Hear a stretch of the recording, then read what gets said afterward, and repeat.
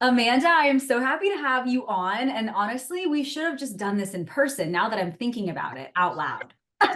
So funny, we should have. Um, you live and you learn. Maybe around two.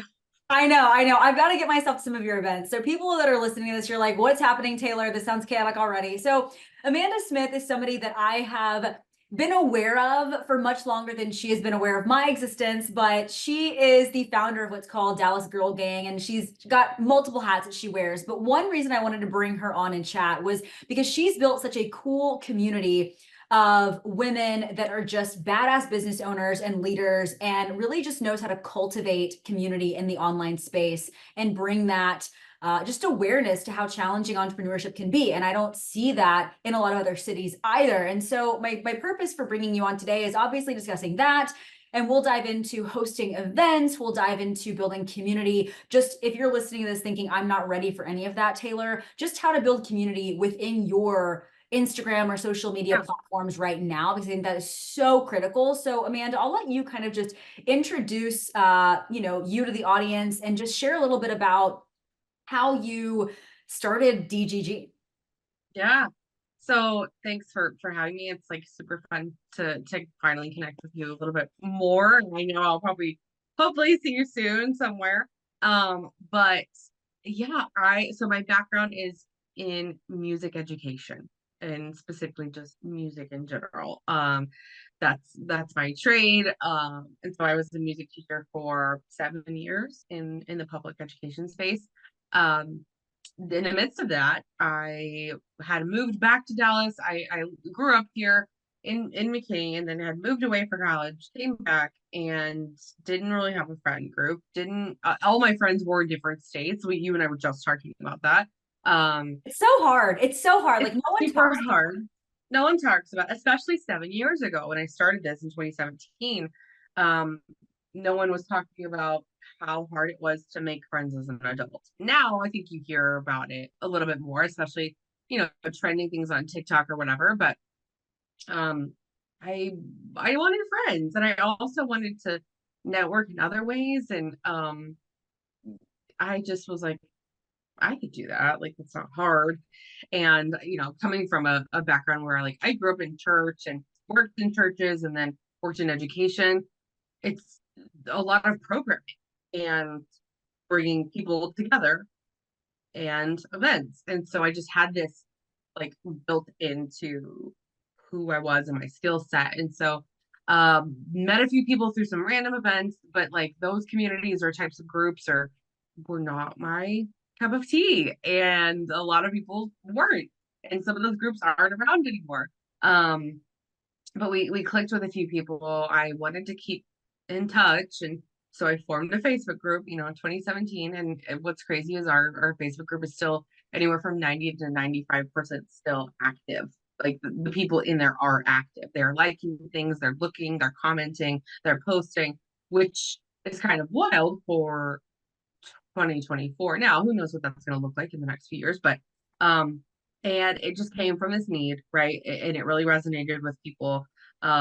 Once I coined the "You Can Sit With Us" and had that trademarked, that was really relatable.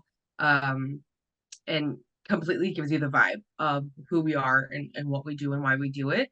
And so I think that's where a lot of that, I don't want to necessarily say success, but a lot of the growth came from. And so we exist to help women find friends, build their career, or build their business. We really have this interesting two segments of our target audiences is our general population, or Gen Pop. I just like to call them Gen Pop, and it's people that want to make friends, they want to build community and whatever. And then the other people are those entrepreneurs, those business owners. And really, it used to be about 50-50. I would venture to say nowadays it's 60-40, uh, because more and more people are starting side hustles, businesses, or going full time and leaving their corporate. Um, but that is what we do, that is who we are. And it is very challenging, it is very rewarding. And I am super fortunate to do what I love. Well, I mean, I'm sure that these groups exist elsewhere, but Yeah, I didn't find them. Maybe I wasn't looking hard enough, but I just find that in a city like Dallas, it is so big, and you yeah, have huge. made this community feel like it's not a crazy big city. Like you've kind of brought in a lot of community because, I mean, as somebody who's from the Dallas area and has lived here a majority of their life, everyone is moving here now. So it doesn't Yeah, it's feel the crazy. same. Yeah, like it doesn't feel the same as it did when I lived here when I was younger. You know what I mean? Yeah. I came back as an adult. I'm like, wow, no one I meet is from here. Yeah. Yeah. It's there's this really common thread that we try to um instill in like everything that we do, especially our in-person experiences, in that we want people to realize you just met new people here today, but these are the kind of people you can meet any day. Like we want to give people the tools to make new friends, to network as an adult, build your career as an adult, because and oftentimes it takes a formal, I am buying a ticket to an event to get out of my shell. And people are still like very much dealing with social anxiety from the last 4 years post COVID.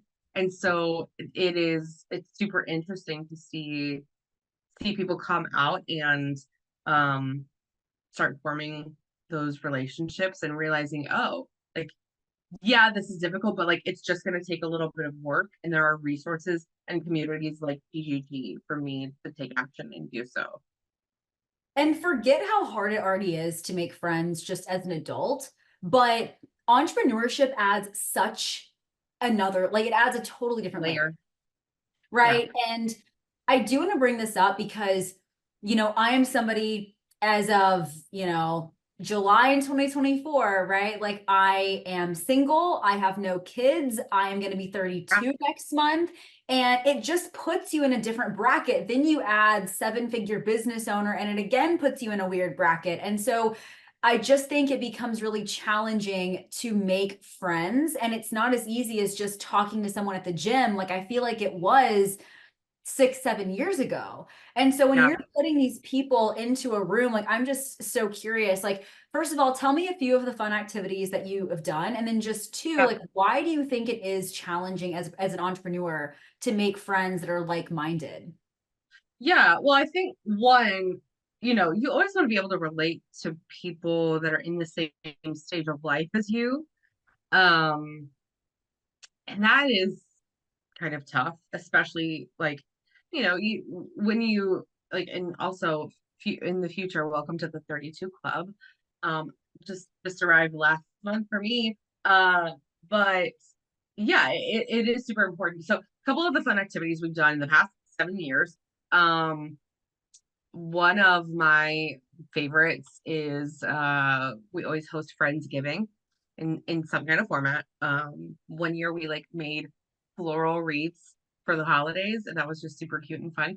Um, oh gosh, we've done so many things.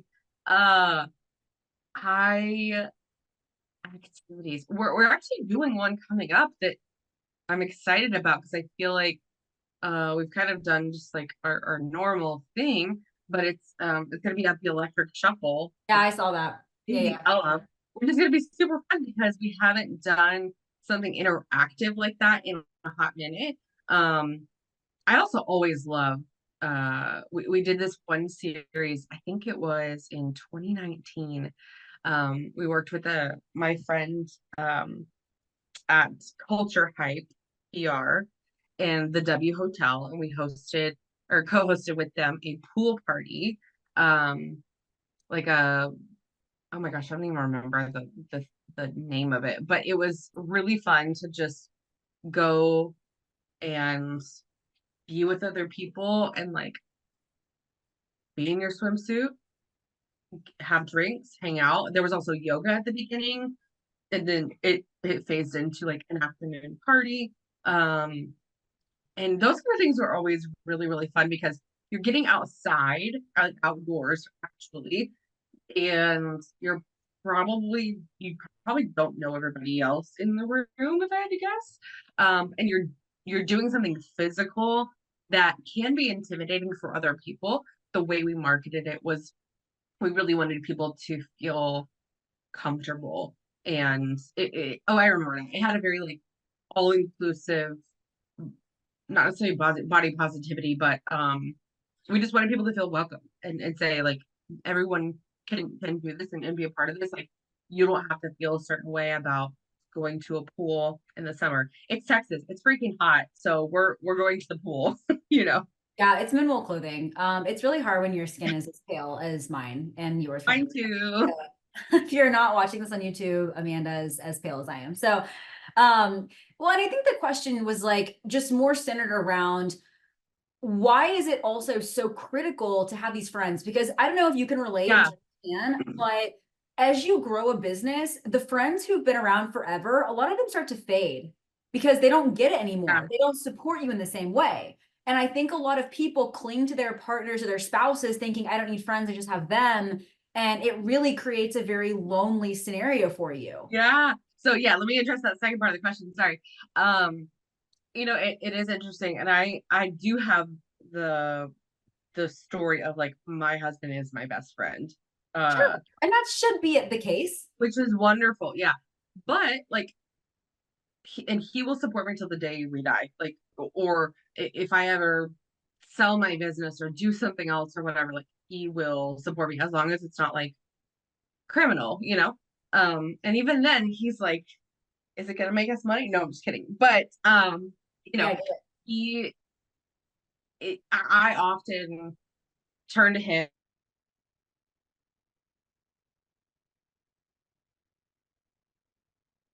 live in the same house, we sleep in the same bed, and but he's not my business partner, you know, not on paper. He is in a lot of respects. Um, there is something to be said about you need people who understand what it's like to start a business from scratch, what it's like to deal with um building a brand, what it's like to get negative feedback, what it's like to hire people, what it's like to be a boss and be a good leader and not micromanage, which is something I am just have gone through a season of, and I've learned so much as a owner of a business and not always operating inside the business, which is still a process, but other people don't get that stuff. Other people also don't get the passion you might have for what you do and the excitement that you have. And so while your parents or your friends from college or whatever will always support you and love you, they're kind of going to get a blank stare when you start talking about what it is that you do and you're so excited.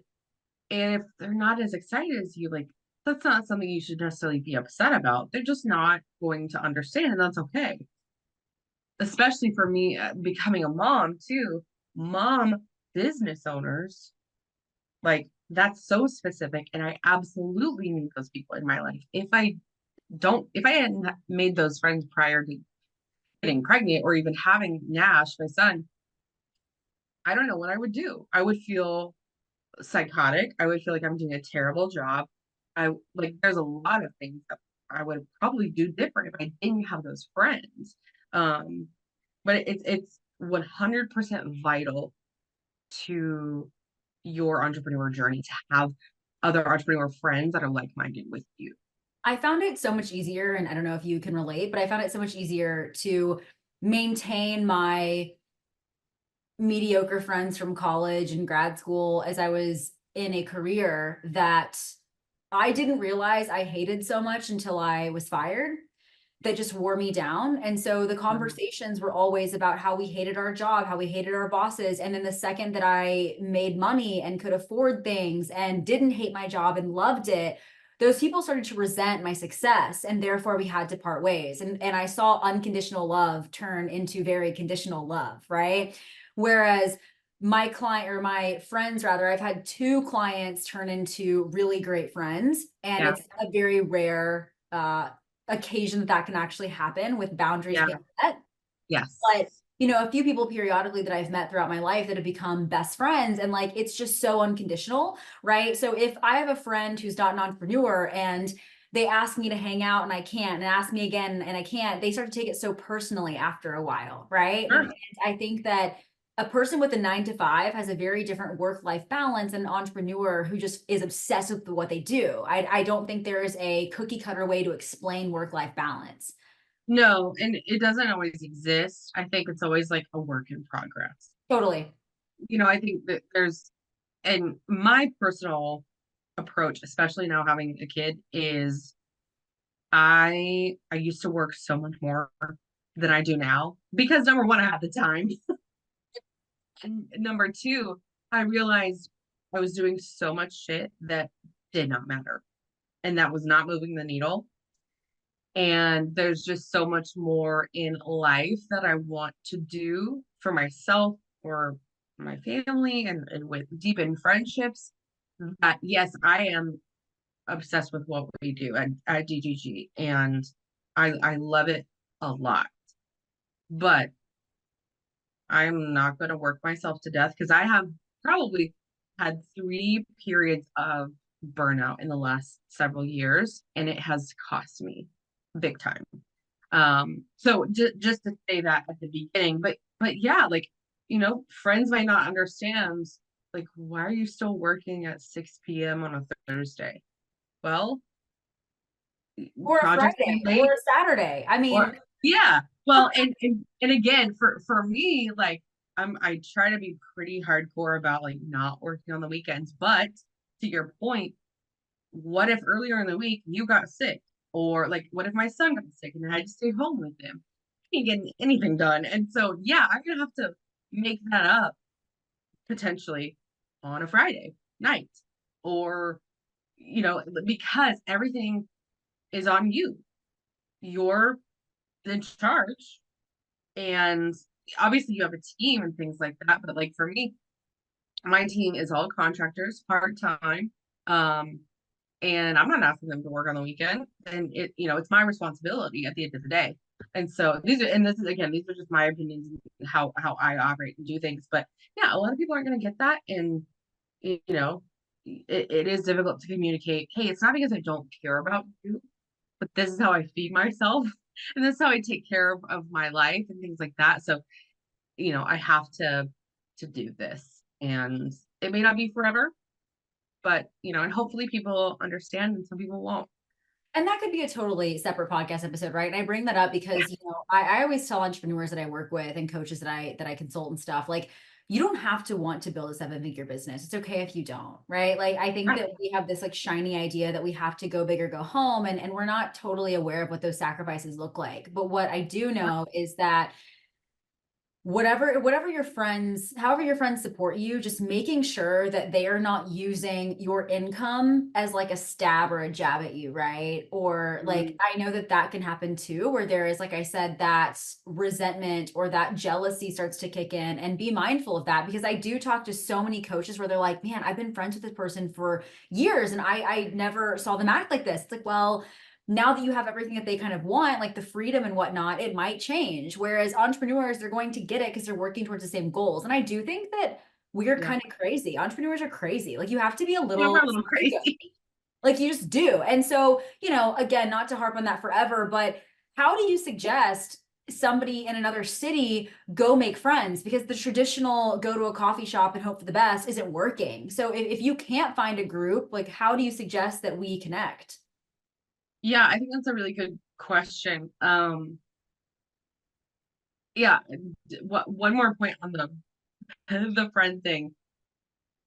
If when people change after you change, or you have evolved or grown, that's probably who they really are, right? And you may not need to be friends with them anyway.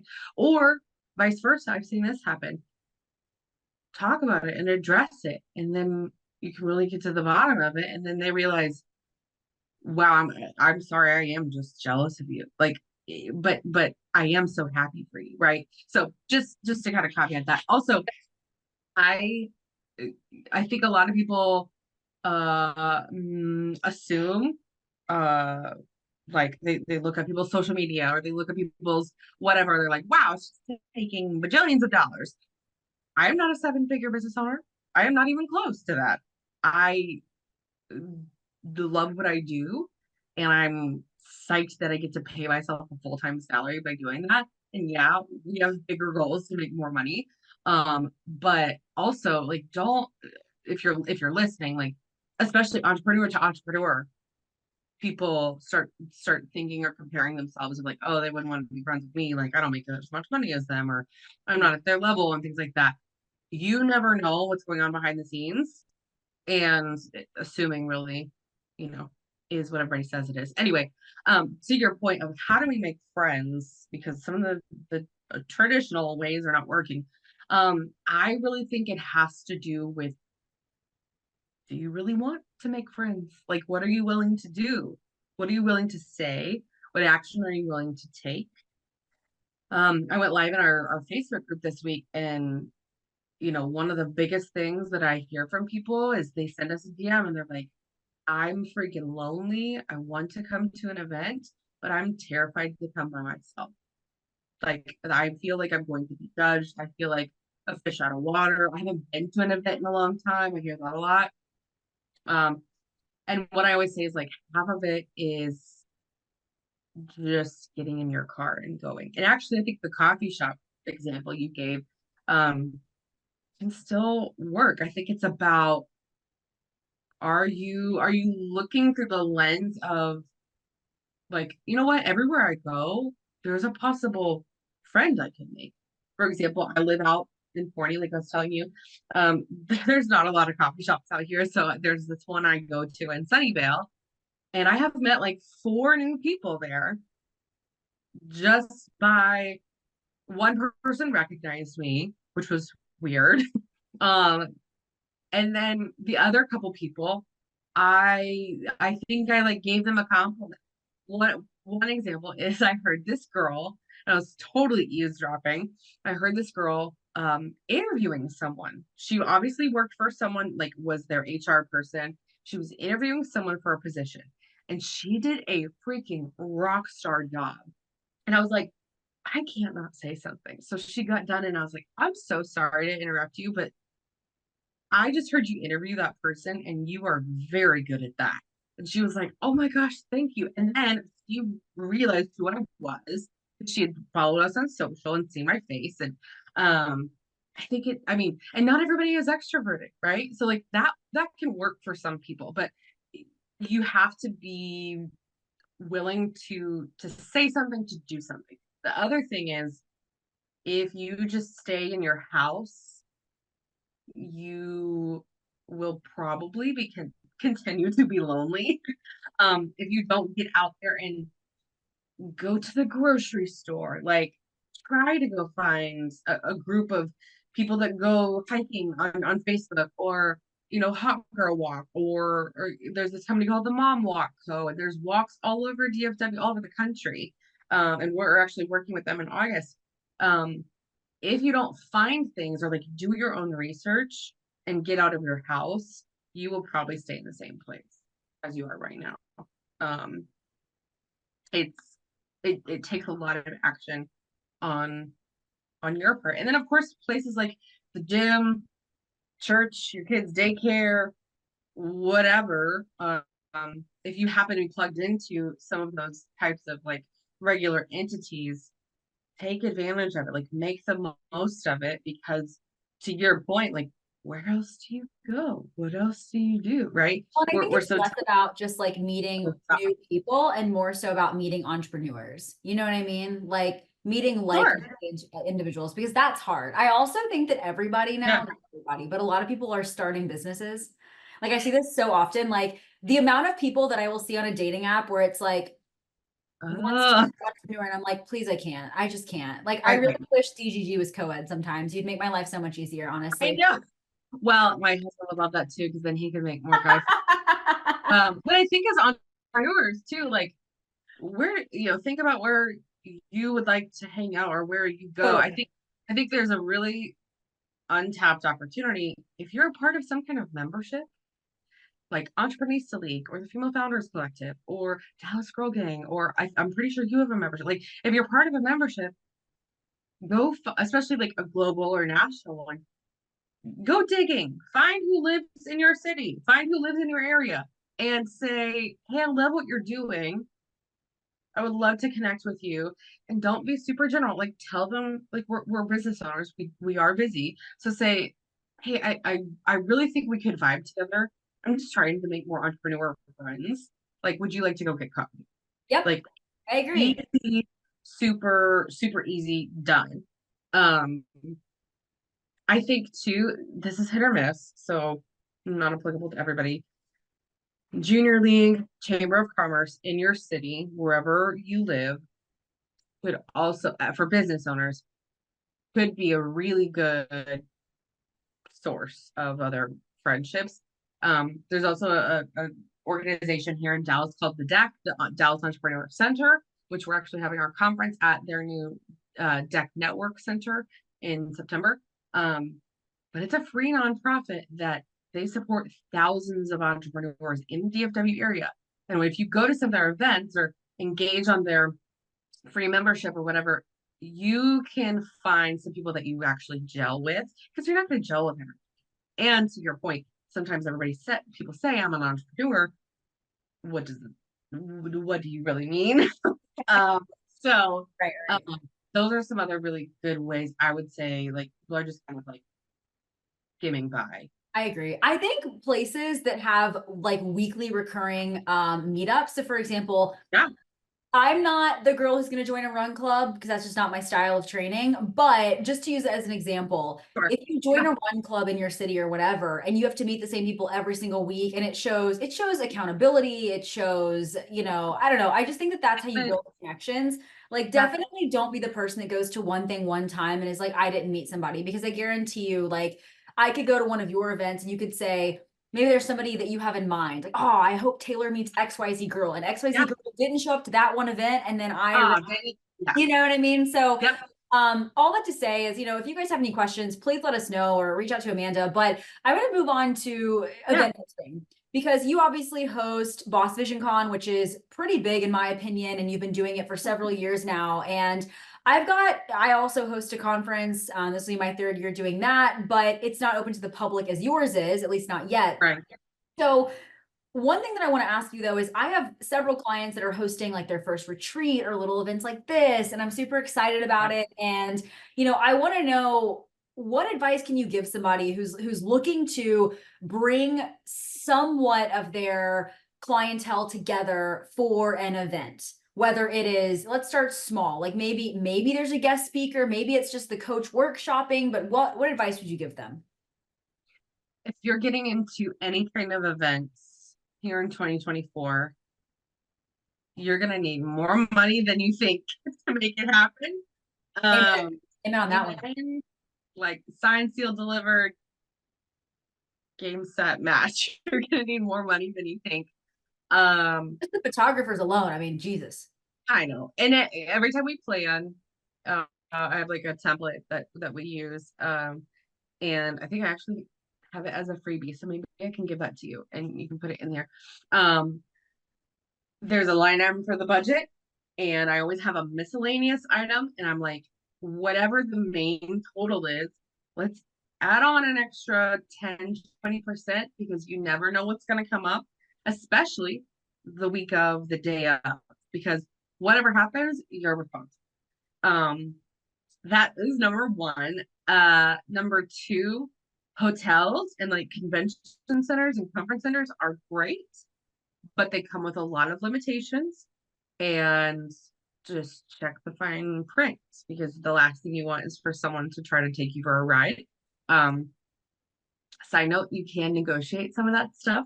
If they say, oh, Absolutely can. Yes. it's 10 grand minimum, well, no, how about we go back here to 5 grand, um, just like Marie Forleo says, everything is figure outable. I say everything is negotiable. Agreed. Um, because it is. And the other last thing I would say about events, if you're getting into it for the first time, um, you also need way more time than you think. if you're someone listening to this right now, we're recording at the end of July 2024. If you are trying to do something in December, Oh, let's just say, which one kind of a bad idea because of the holidays, but let's say it's holiday themed, for example, you need to start, you should have already started planning.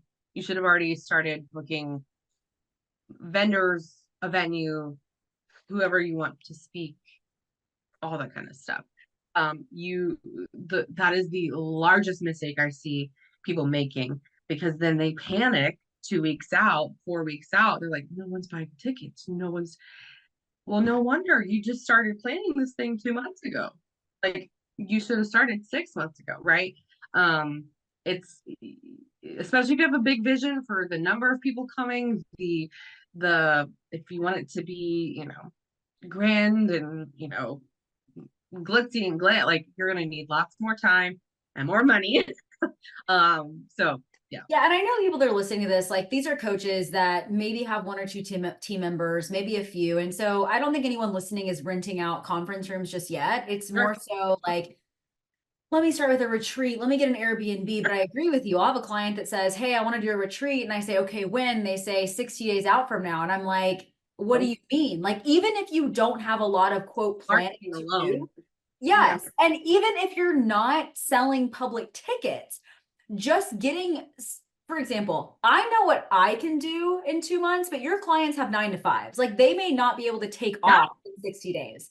Yeah. So if you even want to have 10 people in an Airbnb, I would still suggest 6 months minimum, Yeah. and Yeah. giving 100%. yourself time. Because the other thing too with events, and you may have different thoughts on it, but I would love my conference to be a public event one day, absolutely. But for me to take an event like that and make it public, like that's pretty much my year focus. You know what I mean? And like, I'm just not at a place in business where that can be the only focus. And so I know you get that as somebody who has a very big event. You've got the founder of Sprinkles kind of leading your conferences. Yeah, Candace Nelson, she's gonna be our keynote. I'm so excited. Hopefully you have Sprinkles there. If not, I feel like we need to get some cupcakes. We're working with her other concept, Kizana, which is brand new. It's in Knox Henderson in Dallas. But I think we might actually like order sprinkles as well. Yeah. If you haven't had them, you're missing out. They really are good, in my Oh, opinion. it's so good. We had sprinkles cupcakes. I need to tell Candace this. We had sprinkles cupcakes at my first conference that I hosted. It used to be called something else, but it used to be called the Fearless Conference. And then it was actually a trademark conflict with Adrienne Simone. So I thought, whoops. Nice. But I didn't know any better like 6 years ago. Uh, so yeah, we had sprinkles my first conference. It's I fun. love that. I don't know. I just this stuff is also fun. I think that whenever we're running businesses, we get so caught up in the profits and the margins and the chasing the highs of the PRs. And I just think that we forget sometimes to give back. And truly, like when we build online businesses, it's all about connection. And I think there's connection with your audience, there's connection with your clients, and there's connection with just you and yourself, right? And so when we talk about building community, you obviously are an expert when it comes to marketing, and I haven't even talked about that with you yet, but surprise, you do more than run a group. But tell me, just as the space is getting so saturated with more coaches and online providers, right? How do we create marketing? Because I talk about this all the time too, that really builds connection, and that one-to-one connection that ultimately does lead to a sale and kind of a long-term bond. So to the marketing piece, a lot of what we do. I also co-own an agency with my business partner Danielle Hawthorne. It's called Playbook Marketing, and it is basically a full service marketing agency. The number one thing we've been noticing with our clients that we're doing more like business development and brand strategy for is the level of education that people have about figuring out their ideal client is super super super basic and very shallow. The other piece that people lack knowledge on, and it's through no fault of anybody, is identifying your UVP, your unique value position. Those two things, if they're not honed in with like as much detail and market research and competitor analysis as possible, your content is going to look like everybody else's. It's going to read like everybody else's. And so if you want your content to stand out and to directly sell and like grab the heartstrings of who you're trying to reach, then your foundation needs to be very well fleshed out. Um, we're working with one client right now that has been doing this for not super long, and they're kind of new to the space. And so it's actually really fun for me and Danny to get to approach it with like fresh eyes and like start from ground zero and say, okay, you're a publishing company.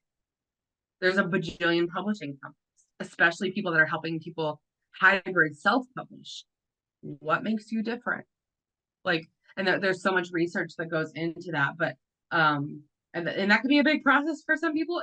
It also could just take you sitting down for a few hours and like researching the history of your past engaged people, past clients, what who you're attracting. Does that match who you want to attract? Because sometimes it doesn't always align. And then really, what are all of the nitty-gritty details of your ideal client? Because if that's not clear, again, your content is going to be, you know, POV. You want to build your muscle in 30 days. Well, how many other coaches out, like fitness coaches, are posting that kind of content? Like, it's not going to stand out, and they're going to scroll on by. And, I talk about this all the time. I mean, like truly all the time. I just think that my most successful clients have multi-page documents of inner thoughts and dialogue from the perspective of their ideal client, right? Like, Yeah. I mean, true, like day in the life boards, understanding that your ideal client is also not a person, it's a pain point. I think that's a really big one too for people Yeah. with. I understand there can be certain situations where it's not the case, right? Right. But it's the pain point, right? Like I can't tell you how many stupid bios I see where it's like helping you find balance and live fit. It's like, okay, what is that? Why Oh, am I not currently balanced and fit? Also, what does balance mean for me? what's wrong with me? Yeah. Right. Balance for me is tracking my macros every day. Balance for someone else, maybe getting their steps in? So it's just, I agree with you. And I think that I find that the more relevant and specific and kind of like, whoa, what the hell that I am on social media, the more that sparks conversation because we're so hyper fixated on this virality thing and vanity metrics and all of that. But I'm telling you right now, it's not about the followers. If you have even 25 people watching your stories, that's 25 people you can pitch to and talk to and build relationships with, right? I think that we just get so obsessed with the wrong things. Yeah. And honestly, my wannabe psychologist mind is saying people don't dig into those important details in your ideal client and your strategy because they're scared and because they're like, that's going to be really hard. And that's going to take me so much time. Then go Or get a 9 to 5. Then go get a 9 to 5. yeah, yeah. Or like, yeah, do you really want to do this? But like, here's your call to say, take 3 hours and figure it out. And that's really where Danny and I come in too, to say we also are giving people like digital product tools to do this, to figure out your ideal client, to figure out your full brand strategy. That's what this is your brand strategy. If people are having marketing that's not hitting, they don't have a solid brand strategy, chances are. And so one of our big missions outside of like higher retainer agency work is affordable digital products that are highly tangible and actionable. And it's shit like this that people haven't educated on, but it's accessible to the business owner that is going to do it themselves, right? They're not going to hire an agency for $5,000 to do da da da da, but they can spend 3 hours because they have time currency on this product and figure it out. And that's the missing link to me too, right? Because in Yeah. my opinion, the higher you climb and the more you grow in your business, the more analysis you have to do on your ideal client. It Yeah. And it's constantly going to is. evolve. Correct, correct. And I think people get so hung up on like, well, if I pick it, I have to stick with it. And granted, you're probably not going to make some crazy dramatic flip, but if you've never worked Sure. with a client in your life, it's going to be a little more broad. I think that we also assume that we Yeah. can be so picky with our beginning clients, and it's like, probably not. Like, just take who comes along, and then you're going to figure out, I really like solving that problem. I really don't like solving that problem. And Yeah, then you become more absolutely. specific for sure. But, 100%.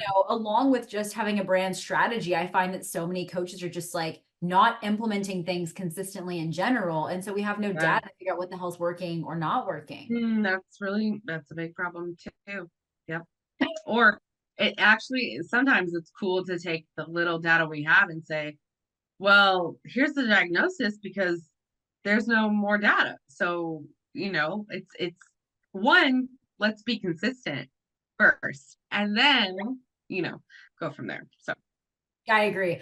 So, what would you say is like the best tip you can give right now for solopreneurs or just online coaches for enhancing their marketing aside from honing in on their ideal client and messaging? this is really good. Well, first, if you're not consistently building your email list, you need to start right now. Because, as Taeler knows, I put this on Instagram, your social media could be hacked at any time. That just happened to me. So, um, build your list, like whatever it takes to give them value, to want to give their email to you, do it. Um, that is one thing, marketing that stands out. I really think sometimes like it is useful to hop on a trend or meme or something like that, but you make it hyper focused to your ideal client. Like, because they're already watching the trend and they're like, that's funny or that's relatable. So when they see it from you, they're like, what do they have to say? And then if they are basically like reading your thoughts, then they're like, oh shit, Um, I really do think, especially if you're stretched for time, and maybe you're so like you've got a lot going on and your creative juices are not flowing. Like that is where I think you can lean on um lots of those experts, social media experts out there. They're like, here's this new trend, here's this, real transition idea, or here's this other B-roll or POV idea for your content. Make it easy on yourself. I agree. I mean, again, I think that especially coaches listening right now, if you're struggling to hit your first like 10K month or so, I feel like 90% of the battle is showing up and just doing it every damn day, right? Of course, there's strategy involved, but I do think that we get so, we're listening to this podcast and that expert and this expert and that guru, and we're just like trying to implement too many things too quickly. And then we burn out in 7 days versus like doing the same thing every day, like, building connections, posting relevant content, doing that every single day. You'd be amazed at how quickly that will really grow your business, Yeah, you know? Um, consistency. cool. Well, I will make sure that I post how to get in touch with you, the Uh, DGG links, all of the info on your amazing conference that you host. Is there anything else that I should have asked you or anything you want to leave for coaches listening that are curious? oh my gosh. Um, Recently someone reminded me that everything on social media is not true. So as a business owner in general, and especially as a coach, if you're a coach or things like that, it can be super easy to see other stuff and be like, oh man, like why am I not there? Or why am I not doing this? Like, and I'm really talking to myself as well. Excuse me. Or you can just compare yourself, really get stuck in that rut. But if you remember, like a lot of stuff on social is not true from some other perspectives. And again, it is the highlight reel of everybody's lives. So And it's Find the you. highlight reel of their negatives too, right? Yes, Like yeah, we intentionally craft the vulnerability we want to share to elicit yeah, a response.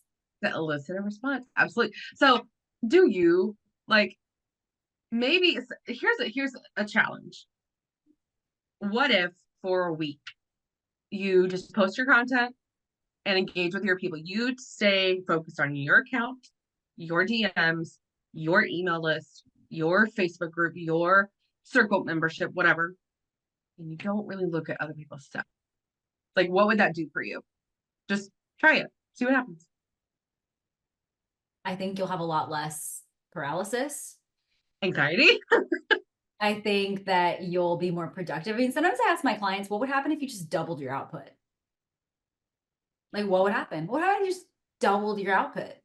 How much time would you save by not looking at other people's stuff to double your output?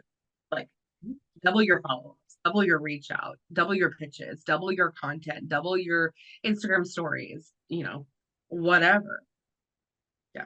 Agreed. I know it's business. It's so fun. It's so crazy. It's so It wild. is kind of psychotic. We are kind of psychotic, but all that to say, to sum it up, you have to have friends if you want to do this, specifically entrepreneur friends. You need somebody who gets it. You can't be the only entrepreneur friend in your friend group. It's just not going to work forever, in my opinion. Yeah. Also go to an event. Like maybe Yeah. it's not a literal local event, but go to a conference. Like Do I something. think there's so much benefit and proximity. Seriously. Like if you're wanting to grow your business and be excited, you cannot be the most successful person in your friend group. You can't. You have to surround yourself with people that are like chasing crazy shit like you are. And then Yeah. finally, hone on your ideal clients. Yeah. Yep. Yep. And Awesome. those other friends, they're always gonna be there, and I think they always serve a purpose, and you need to foster those. And especially if they're people you've known your whole life, and you love them, and they're still great people, but you still gotta have those other friends who really get it. Yep.